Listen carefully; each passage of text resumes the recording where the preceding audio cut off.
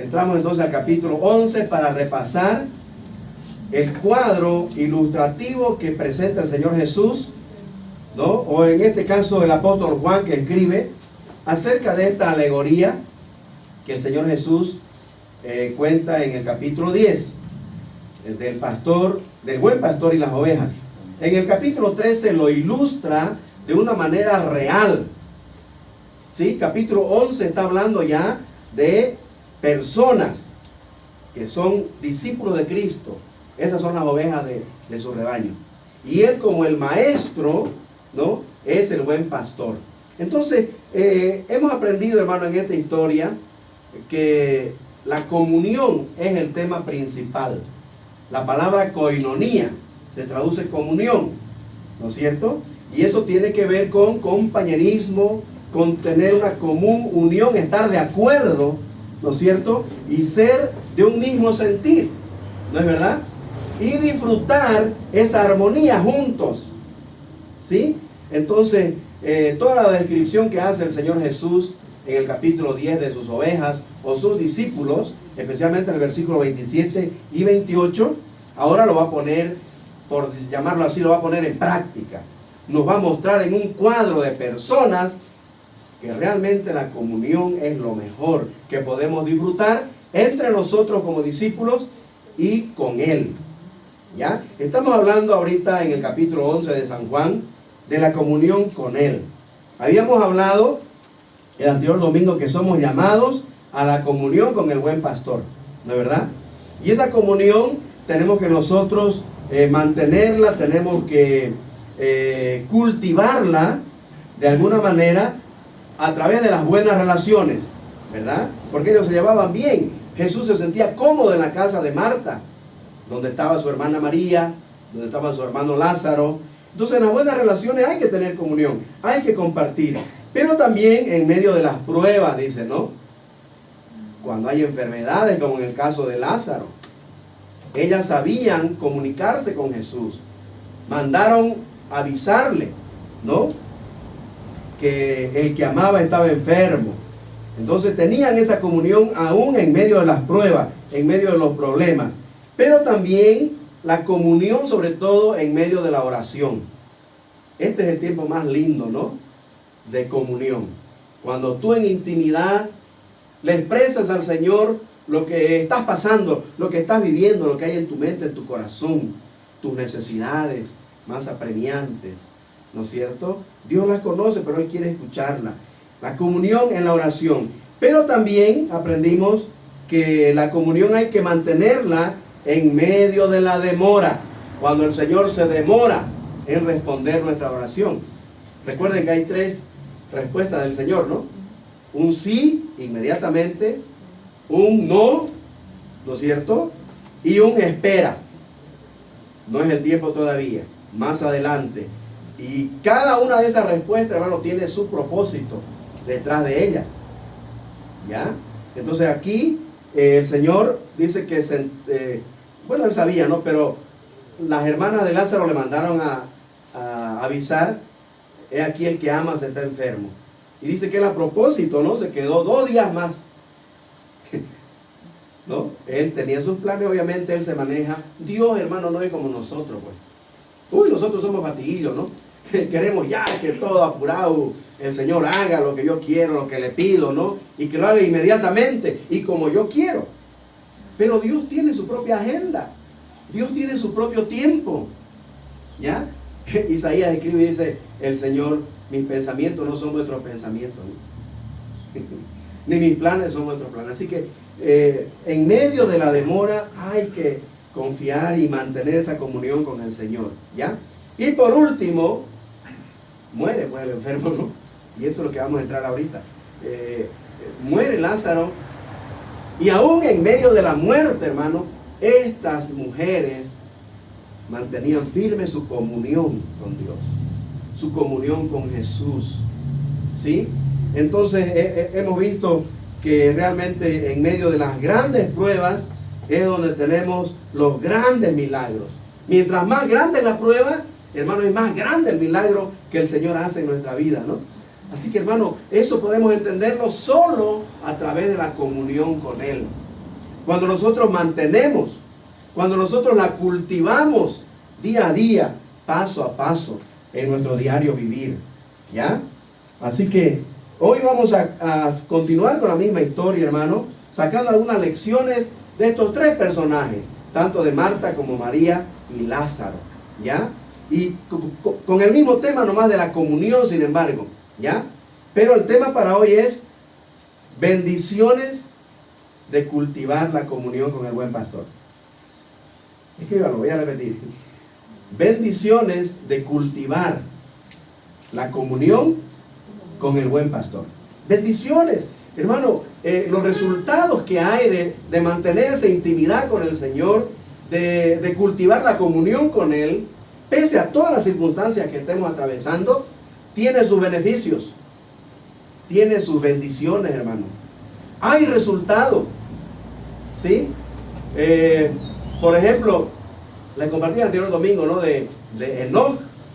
Enoch, hermano, de tanta intimidad con el Señor, de estar caminando todo el tiempo con Él, de estar disfrutando esa intimidad de la comunión con Él.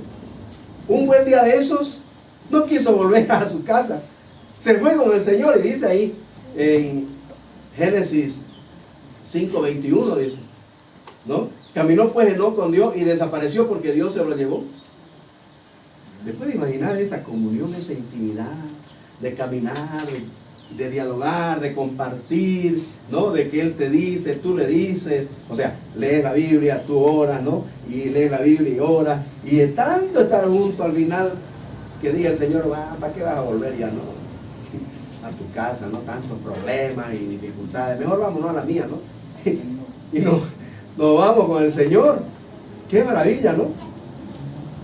Aunque los familiares, claro, no van a entender, no lo van a entender así, ¿no? Pero los que parten con el Señor, sí están felices. Por algo dice Pablo, ¿no? Que es muchísimo mejor ya estar con Él de una vez en plena comunión, ¿no? En íntima relación. Porque para eso, hermano, hemos sido creados, para tener comunión con el Señor. Y tristemente, hermano, nosotros no la cultivamos, ¿no? Somos muy negligentes en perseverar, ¿no? En leer la Biblia todos los días, orar todos los días, ¿no? Escuchar al Señor todos los días, hablarle todos los días, ¿no? Solo cuando venimos a la iglesia nomás a veces, ¿no? Y a veces ni la traemos la Biblia, ¿no? Para ver dónde nos está hablando el Señor a veces, ¿no? Necesitamos, hermano, cultivar la comunión con nuestro Señor. ¿Listo? Porque tiene bendiciones. Vamos con la primera. Mire, antes de entrar a lo que nos va a enseñar Marta en su comunión con el Señor, una de las enseñanzas, hermano, que quiero cimentar en nuestra vida con la comunión es el contagio o la influencia. ¿Cuánto influye, hermano, la comunión? La común unión con alguien. Si tú caminas con alguien todo el tiempo, de alguna u otra manera vas a ser contagiado de su conducta, ¿no? De su carácter, de la forma como se expresa, inclusive las palabras que habla, ¿no? Es interesante, los niños cuando llegan del colegio a veces llegan con palabras que no la aprenden en la casa. ¿Y de dónde es eso? Claro, bueno, ya tiene otro con quien caminar, ¿no? ¿Se da cuenta? Hay un dicho que dice, dime con quién andas y te diré quién eres, ¿no ves? Y hay otro que dice, el que con lobos anda, aprende a aullar. El que con lobos anda, aprende a aullar. ¿No ves Tarzán? ¿O el niño de la selva? ¿Has visto la película? Bueno, ¿saben qué, hermano? Estos dichos son principios bíblicos. Está en la Biblia, ¿sabían? A ver, busquemos esos versículos. Por ejemplo, ayúdenme. Aquí en Proverbios, capítulo 13, verso 20. ¿Quién se anima a leer? Proverbios 13, capítulo 13, verso 20. Y el otro en 1 Corintios 15, 33. 1 Corintios, un versículo del Antiguo Testamento y uno del Nuevo Testamento, para mostrar, hermano, cuánto influye o cuánto uno se puede contagiar con las personas con quienes se relaciona, con quienes tiene comunión. A ver, ¿tienen? ¿Quién tiene? Primera Corintios 15:33. Proverbios 13:20. El que anda con sabio, sabio será. Escuchen eso. El que se junta con necios, será Necio será. Será quebrantado. El que se junta con sabio, sabio será. Se va a contagiar de su sabiduría, pues. Pero el que se junta con necio, también se va a contagiar de su necedad y va a ser para su perdición, ¿no? ¿Y qué dice Pablo? ¿Tienes cuenta? Primera Corintios 15:33, ¿no? Sí. No erréis, las malas conversaciones corrompen las buenas costumbres. Escuche eso. Las malas conversaciones corrompen las buenas costumbres. Vos te criaste bien, tienes buenas costumbres, no buenos modales en casa. Papá y mamá pues te enseñaron. Pero una vez sales de casa, en la calle, en la cancha, en el barrio, ¿no? Jugando pelota allá, o en el colegio mismo, en el recreo, cuando acuerdas tus niños llegan con otro lenguaje, ¿no? Con otras costumbres que no la aprendieron en casa. Ya ven que se contagia uno de acuerdo con quién camina. Hermanos, aquí hay una lección detrás de estos principios, ¿ya? Que yo quiero, hermanos, que nosotros la asimilemos. Pasar tiempo con alguien de alguna u otra manera te va a contagiar, te va a influenciar. De alguna manera vos vas a imitar la conducta de aquella persona. Ahora, ¿qué pasaría si esto lo llevamos a la práctica con el Señor Jesús? ¿Qué pasaría si tú caminas con Jesús todo el tiempo? Como discípulo de Cristo le sigues, ¿ah? Y le estás conociendo cada vez más y más de su palabra, conociendo de su persona, de su carácter, ¿ah? De sus virtudes, de lo que Él hace, de lo que Él dice, de su actuar. ¿Qué pasaría, hermano? ¿Ah? Lo que dijeron unos indígenas de un misionero. Llegaron otros misioneros y predicaron a Cristo, describieron a Cristo, toda su persona, su carácter, ¿no? Y algunos de ellos dijeron, pero si ese Señor ya pasó por aquí. Hablaban de un misionero. De un misionero que en lo que describían estos nuevos misioneros estaban describiendo ese que ya había pasado. La vida y el carácter de Jesús. Eso es vida cristiana, hermano. Lo que Pablo dijo, ya no vivo yo, Cristo vive en mí. Lo que ustedes ven, ya aquí, lo que ustedes escuchan que yo hablo, ¿no? Lo que ustedes ven que yo hago y cómo me expreso, tiene que revelar, hermano, el contagio, la influencia, ¿sí? Que tengo de Jesús, porque yo camino con Él. ¿Se dan cuenta, hermano? Eso es vida cristiana y hay que cultivar esa comunión, esa relación con Él. ¿Está bien? Ahora miremos lo que aprendemos de Marta, de tanto estar caminando con Jesús, de tanto acogerlo en casa, ¿no ve? De cocinarle rico, de darle una hospitalidad acogedora, ¿no es cierto? El Señor Jesús le gustaba estar en casa de Marta y ahí estaba María, estaba Lázaro, ¿no? Entonces, mire, sucede que muere Lázaro y entonces el Señor dice, vamos, ahora es el momento de actuar. Hermano, cuando las cosas son imposibles para el hombre, ese es el terreno de acción de nuestro Dios.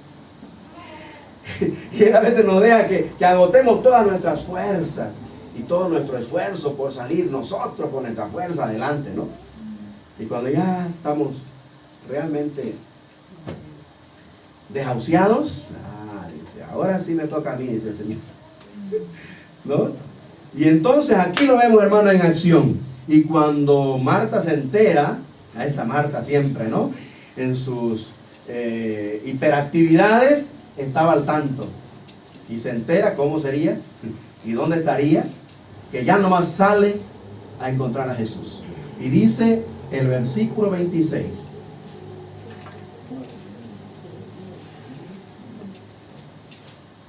No, el versículo 20 al 26. Voy a leer del 20 al 26, el encuentro de Jesús con Marta, ¿no? Dice el 20, entonces Marta, cuando oyó que Jesús venía, ¿no es? Salió a encontrarle, pero María se quedó en casa, siempre casera, ¿no?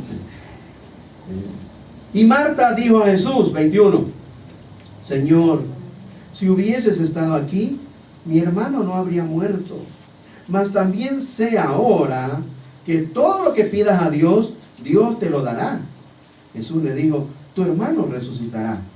Marta le dijo, yo sé que resucitará en la resurrección, en el día postrero. Le dijo Jesús, yo soy la resurrección y la vida. El que cree en mí, aunque esté muerto, vivirá. Y todo aquel que vive y cree en mí, no morirá eternamente. ¿Crees esto? Le dijo Marta, ¿no? Sí, Señor. Yo he creído que tú eres el Cristo, el Hijo de Dios, que has venido al mundo. Esa es, hermano, la entrevista de Jesús con Marta. ¿Qué aprendemos, hermano, de esta comunión? Porque eso es comunión, ¿no? Tú me hablas, yo te escucho, yo te hablo, tú me escuchas, y esa interacción, eso es comunión, ¿ya? Y estar de acuerdo, tener una conversación en lo cual tenemos algo en común. ¿Está bien? Y entonces aquí encontramos a Marta. ¿Qué aprendemos de Marta, hermanos? Como bendición, como resultado de la comunión con Jesús. Aquí Marta, hermano, está siendo de alguna manera, ¿no? Uno, reafirmada en su fe, pero sobre todo corregida en su enfoque. La comunión con Jesús, hermano, con el Señor Jesús, nuestro Dios y Salvador, ¿ya? Nos da esa bendición de corregir nuestros errores, de mirarnos y compararnos con Él y decir, no, esto me falta, ¿no? Para ser como Jesús. Porque recuerden que la meta del cristiano es ser como Jesús, ¿no? Crecer hasta la estatura de Cristo. Y lo cual Pablo dijo, yo no pretendo haberlo alcanzado, pero prosigo, dice, ¿no? Prosigo a la meta, así como yo. Y todo cristiano debería ser así. Entonces, al compararnos con Jesús, Pablo decía, yo no le llego ni los talones, ¿no? Pero procuro, estoy creciendo, cada día yo quiero estar en comunión con Él. Y entonces, aquí Marta, por ejemplo, es corregida en su enfoque, hermano. ¿Por qué? Porque cuando aparece Jesús, ella va y le dice, Señor, esto, hermano, es importante. Reconocer quién es Jesús para ti. ¿Quién es Jesús para mí? El Señor es el que manda, el que está en control de todo lo que pasa a mi alrededor, en mi vida y a mi alrededor. ¿Ok? Entonces ella dice, Señor. Y le abre su corazón y le dice su sentir. Si hubieras estado aquí, tu presencia aquí con nosotros, en nuestro hogar, no hubiera pasado esto. Mi hermano no hubiera muerto. Muchos piensan de que aquí Marta está en sus atrevimientos, reclamándole a Jesús, ¿no? ¿Por qué, Señor, te hiciste el que ya te quedabas y te olvidaste que el que amas? No es esa la actitud por el contexto de la conversación que tiene, ¿no? Con Jesús. Claro, en el griego, en el original, no hay pues la descripción del tono, ¿no? O la expresión o la actitud con que uno habla, pero por el contexto de la conversación, aquí podemos ver, hermanos, que Marta está reafirmando su fe. Ella está diciendo, tu presencia, Señor, lo cambia todo. Tu presencia hubiera cambiado la historia. Marta sabía, lo había visto en muchas ocasiones, cómo el Señor había sanado, había hecho milagros, había hecho ver a un ciego, a andar a un paralítico, en fin. Entonces, la presencia de Jesús podría haber cambiado la historia de Lázaro, ¿no les parece? Esa es la actitud de Marta, reconocer que la presencia de Jesús haya cambiado la historia de su hermano. ¿Ya? Y ella está pensando en el problema, en la enfermedad, en la muerte, en la crisis que vivió su familia, que está viviendo su familia. Y ahora mire cómo el Señor le corrige su enfoque. A eso me voy. Y dice, ¿no? Tu hermano resucitará, 23, no 24. Marta le dice, yo sé que resucitará en la resurrección, en el día postrero. Ella conocía la doctrina, pero ella estaba pensando en un evento allá en el futuro. Estaba ella recordando la doctrina, ¿no?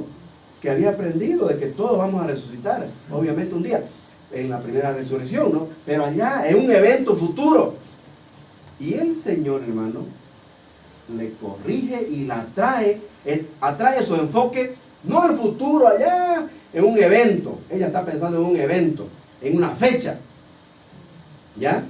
Pero el Señor le dice, el 25, le dijo Jesús, yo soy, subraye eso, hermano, yo soy la resurrección y la vida. Yo soy.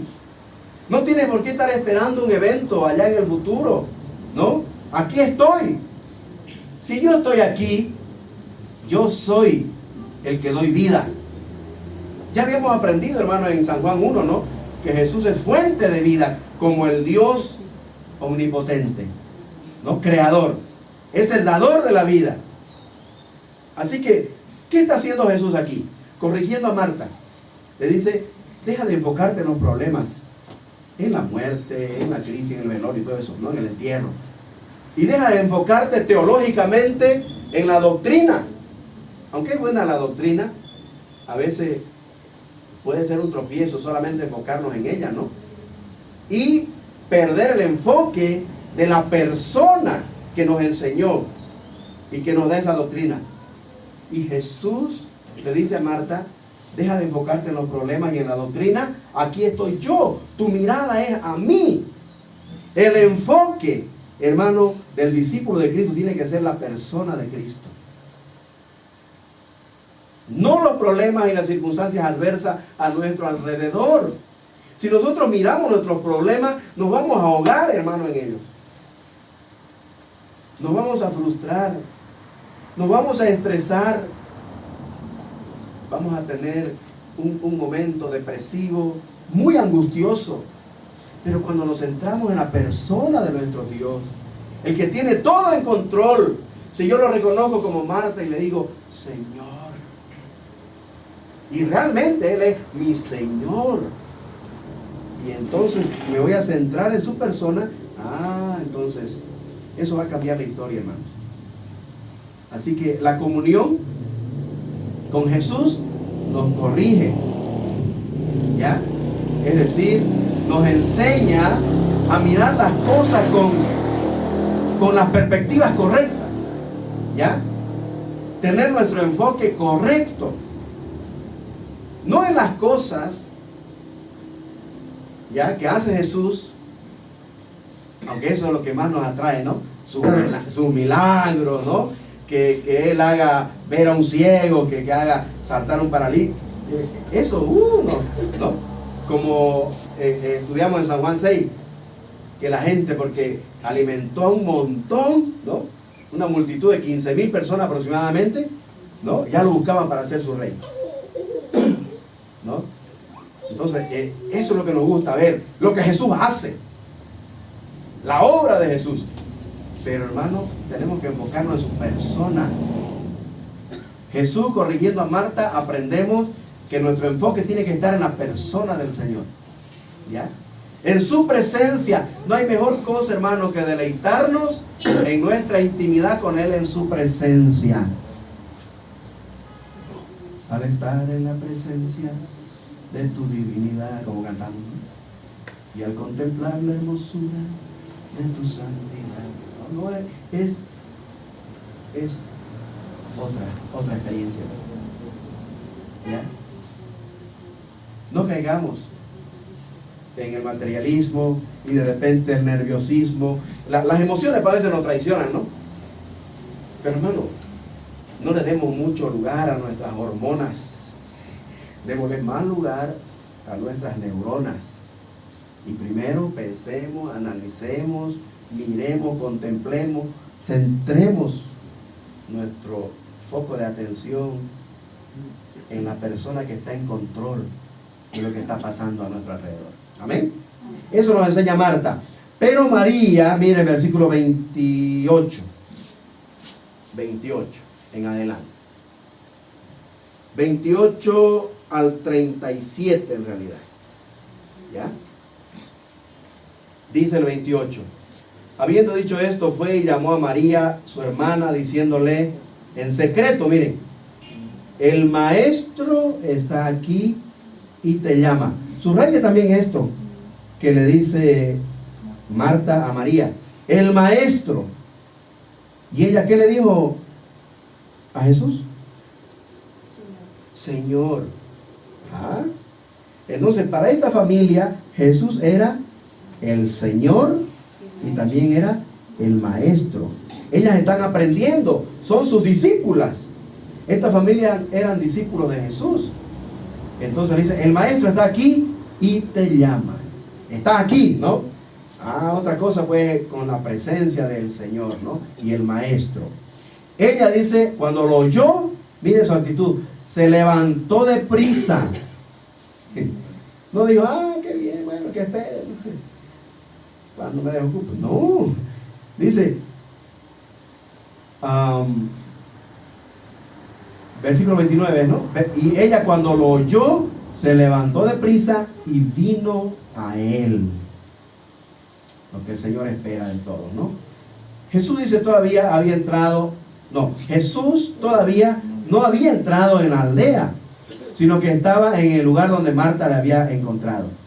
Entonces los discípulos, los judíos más bien, entonces los judíos que estaban en casa con ella y la consolaban, cuando vieron a María, que María se había levantado deprisa y había salido, la siguieron diciendo, va al sepulcro a llorar allí. María, cuando llegó a donde estaba Jesús, al verle, se postró a sus pies. Hermano, esta es una expresión, no como nosotros la conocemos generalmente, de postrarnos y adorar, ¿no? Da el sentido, hermano, aquí, en el original, de desmayar y caer. Cuando lo ve, ahí se desvaneció.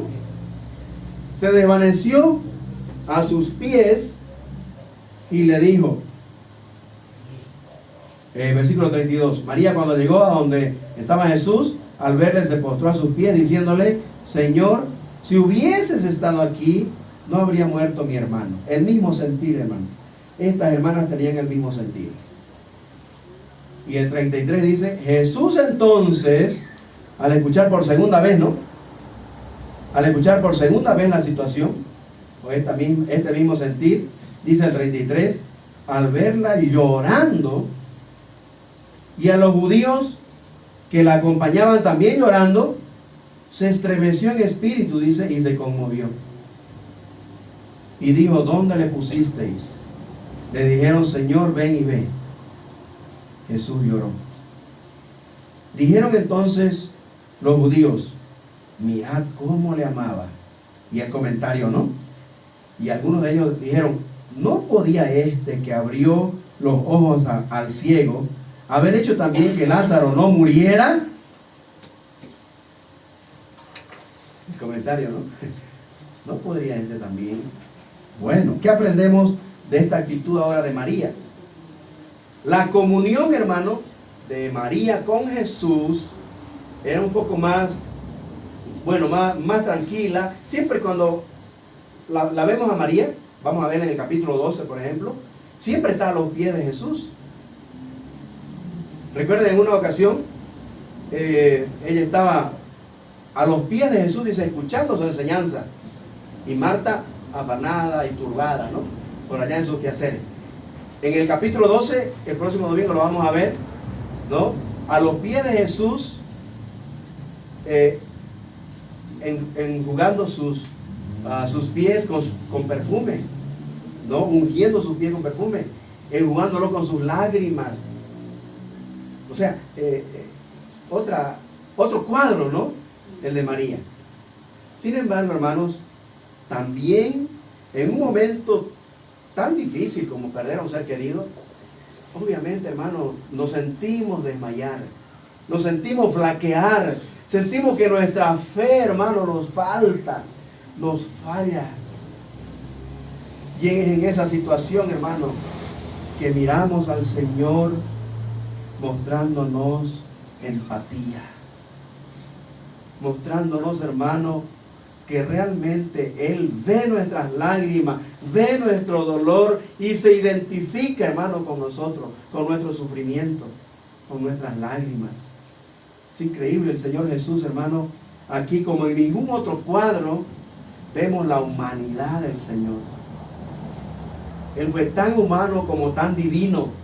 Y su humanidad aquí, hermano, es descrita en expresiones como las que ya estudiamos el martes, ¿no? Estremecido y conmovido. Entonces, esta situación, hermanos, nos muestra de que cuando estamos en comunión con el Señor,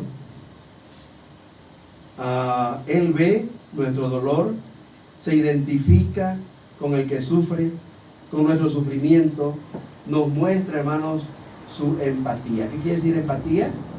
Que se pone en el lugar, ¿no?, del otro, que comparte lo que está viviendo y también, hermano, lo siente. Eso es vida cristiana, hermano. Lo que el Señor nos enseña aquí: llorar con el que llora y gozarnos con el que se goza, ¿no? Compartir su alegría, pues, ¿cómo no? Eso es vida cristiana. Entonces, cuando estamos en comunión con Dios, hermano, podemos experimentar su empatía, ¿ya? Podemos experimentar que Él está presente en medio de mi sufrimiento. Aunque a veces, hermano, nosotros pensamos que ¿dónde estará Dios?, ¿no? Se ha olvidado de mí, tan lejos se ha ido, ¿no? Y no nos damos cuenta que está más cerca que nunca, hermano. Ahí mirando nuestro dolor e identificándose con mi sufrimiento, al punto de encontrar el único pasaje en la Biblia, no, quiero decir el versículo más corto de la Biblia, donde dice que Jesús lloró, ¿no? Llora también en otra ocasión, ¿no? ¿Cuándo llora? ¿Te acuerdas? Cuando está entrando a Jerusalén, ¿no? En la entrada triunfal. Ahora, ¿por qué llora Jesús? Tanto en la entrada triunfal como aquí, y en otro pasaje cuando Él se molesta, ¿no?, y se enoja. Porque lo rechazaron, porque la gente no lo recibió. Sí. Porque Él dijo a los judíos vino y no le recibieron, ¿no? Sí, hermano. Pero no encontramos en la Biblia explícitamente que Él diga se enojó contra los fariseos, contra la gente. No, sino su expresión emotiva, hermano, pero que por el contexto de las situaciones donde se lo ve así, es por lo que ocasiona el pecado, por los resultados del pecado. Hermano, si no fuera por el pecado, no hubiera muerte y no hubiera el sufrimiento de sus seres queridos. Jesús, hermano, tenía comunión con Marta, con María, con Lázaro, y le dolía. Aquí está, el cuadro es ese, que Él se identifica con el sufrimiento de sus amigas, de sus discípulas, por lo que había pasado con su amado Lázaro, su amado discípulo. No es contra ellos, no es contra los fariseos, no es contra los judíos, es contra las consecuencias del pecado que el Señor llora, hermano. Llora. Porque Él sabe lo que va a hacer, sabe qué va a pasar con Lázaro. Así que no llora porque se murió Lázaro. Llora por lo que causa el pecado, hermano, por las consecuencias que trae el pecado, la muerte y el sufrimiento. Y por último, hermano, andando en comunión con el Señor, vamos a mirar ahora lo de Lázaro, 38 en adelante. Jesús, profundamente conmovido otra vez, dice, vino al sepulcro. Era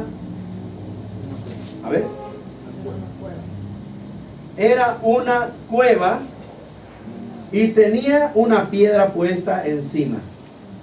Dijo Jesús, versículo 39, quitad la piedra. Marta, la hermana del que había muerto, le dijo, Señor, hiede ya, porque es de 4 días. Jesús le dijo, ¿no te he dicho que si crees verás la gloria de Dios? Ay, hermanos, a veces nuestra fe pues flaquea, hermano. Yo creo que en ninguna otra prueba como esta, ¿no? De perder a un ser querido. No hay otra más dura, creo, que haga flaquear hasta nuestra fe. Y entonces el Señor le vuelve a corregir, le vuelve a enseñar. Y el 41 dice, Marta vuelve en sí y le dice, ya está bien, entonces que la quiten, ¿no? Entonces quitaron la piedra de donde había sido puesto el muerto. Y Jesús, alzando los ojos a lo alto, dijo, Padre, gracias te doy por haberme oído. Yo sabía que siempre me oyes, pero lo dije por causa de la multitud que está alrededor, para que crean que tú me has enviado. Y habiendo dicho esto, clamó a gran voz, Lázaro, ven fuera. Más bien que dijo su nombre, ¿no? Si no, todo el cementerio se iba a venir con él. Si decía, vengan afuera, ¿no? Y el que había muerto salió, atadas las manos y los pies con vendas, como era la costumbre, ¿no?, de enterrarlo, y el rostro envuelto en un sudario. Jesús le dijo, desatadle y dejadle ir. ¿Qué tal? En realidad eran 6 días, ¿no?, por el contexto y la historia. Sin embargo, aquí habla de 4 días. Pero ¿qué es lo que aprendemos, hermano, de la comunión de esta familia con Jesús? En este caso, por la experiencia ahorita de Lázaro. Que la comunión, hermano, nos transforma. La comunión con Dios nos transforma, hermano. Nos da vida. De estar muerto, nos transforma a la vida. ¿Sí? Esa comunión necesitamos, hermano. Y es la comunión que Dios quiere tener con los suyos. ¿Ok? Ser transformado nos cambia por completo. Quien mantiene continuamente su comunión con el Señor nunca será el mismo y nunca quedará igual.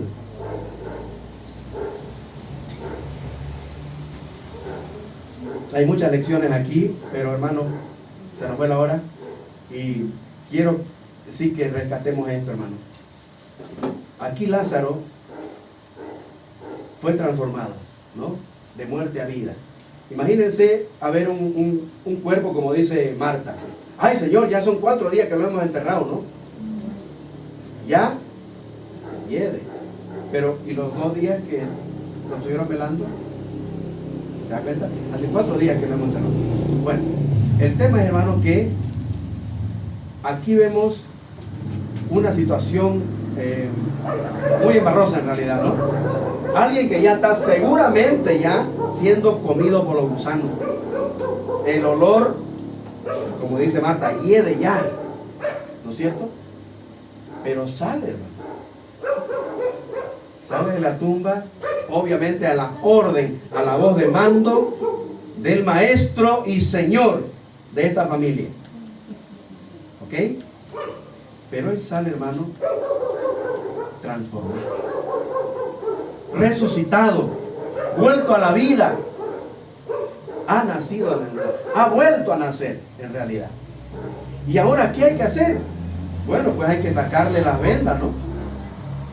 El Señor lo podía hacer. En realidad el Señor podía mover la piedra solamente con la mirada nomás. Y ya la piedra, ¿no? Y también la ropa, es decir, la venda con el vendaje. No es que como una momia lo enterraban antes, ¿no? Con los lienzos y todo eso. Él también, con hablar nomás, él podía quitársela. Pero él dice, quítensela, desátenlo y que camine.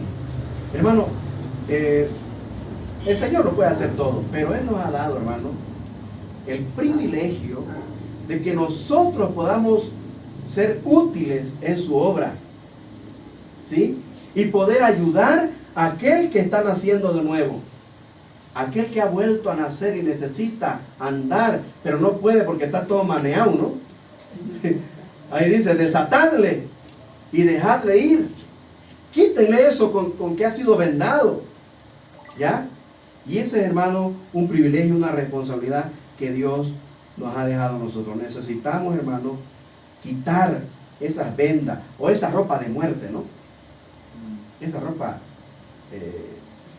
como Isaías dice, trapo de inmundicia. Debemos quitarlos, hermano. La nueva vida en Cristo exige, hermano, que nosotros seamos vestidos de ropas nuevas al nacer de nuevo. Efesios 2 dice que Él nos dio vida a nosotros cuando estábamos muertos en nuestros delitos y pecados, ¿no? Y dice en Efesios, vamos a ir a Efesios capítulo 4. 4, empezando desde el 22. Efesios 4, 22. En el capítulo 2 dice que Él nos dio vida cuando estábamos muertos en nuestros delitos y pecados, ¿no? En la situación de Lázaro. Pero en el 4:22 dice, en cuanto a la pasada manera de vivir, cuando estábamos muertos en nuestros delitos y pecados, con vendas y esa ropa, trapo de inmundicia, ¿no? Dice, despojados del viejo hombre, de esa vieja ropa, que está viciado conforme a los deseos engañosos. Y dice, renovaos con el espíritu de vuestra mente y vestíos, el versículo 24 subraye, y vestíos del nuevo hombre, ahí está, creado según Dios en la justicia y santidad de la verdad. Y sigue leyendo, ustedes lo van a leer en casa del 25 en adelante. Por lo cual, desechando esa ropa de ¿qué? Mentira, ¿no? Hay que hablar verdad. Y sigue mencionando que airaos pero no pequéis, no deis lugar al diablo, el que hurtaba no hurte más, ninguna palabra, el 29, ninguna palabra corrompida. O sea, todo eso es la ropa de muerte, que hay que quitarnos y vestirnos, hermano, la ropa nueva de la nueva vida en Cristo. ¿Se da cuenta? Hermano, tener comunión con Jesucristo nos transforma, nos cambia. Nunca más seremos igual los que caminamos con el Señor. Cada día aprenderemos algo más de Él. Seremos contagiados. Vamos a querer imitarlo. Vamos a querer ser como Él. Vamos a ser contagiados, hermano. ¿Por qué no caminar en comunión con Él? No descuidemos, hermano. Hay que leer la Biblia y hay que orar y no dejar de congregar. Eso es básico para mantener y cultivar nuestra comunión con el Señor. Amén. No permitamos, hermano, que cualquier pretexto nos quite el privilegio de leer la Biblia o de aprender algo del Señor en nuestro tiempo devocional, o cuando venimos los domingos a congregarnos, o los martes en el estudio. No permite, hermano, no le dé lugar a los obstáculos que le impidan mantener su comunión con el Señor. Es lo mejor, es lo mejor. La comunión con el Señor entonces nos corrige nuestro enfoque a su persona, nos muestra empatía, podemos sentir, hermano, que el Señor se identifica con nuestra situación y también nos transforma, nos cambia, nos da nueva vida en Cristo. Vamos a orar, hermanos.